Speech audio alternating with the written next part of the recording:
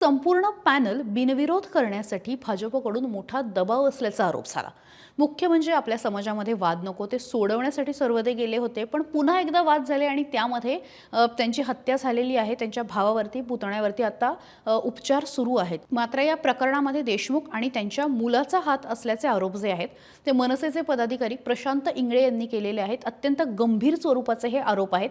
प्रशांत इंगळे नेमकं काय म्हणाले बघूया। या सोलापूर शहर उत्तरचे आमदार विजय कुमार देशमुख आणि त्याचा मुलगा किरण देशमुख या घटनेला कारणीभूत आहेत। आता या प्रकरणामध्ये नेमकं काय होतं, कारण फक्त सोलापूरमध्येच नाही तर महाराष्ट्रामध्ये आता अनेक ठिकाणी महापालिकेच्या निवडणुका आहेत। स्थानिक राजकारण हे अधिक कठीण असतं, अधिक गुंतागुंतीचं असतं।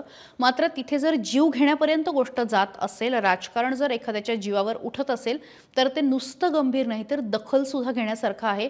त्यामुळे आता या प्रकरणामध्ये काय होतं, या प्रकरणाचा किती परिणाम हा सोलापूरच्या राजकीय पुढच्या काळावरती होतो, महापालिकेच्या निवडणुकांवरती होतो, हे सुद्धा बघावं लागेल। या प्रकरणामध्ये तुम्हाला नेमकी काय माहिती आहे हे सुद्धा कमेंट बॉक्समध्ये सांगा आणि त्यासोबतच सकाळला फॉलो करायला विसरू नका।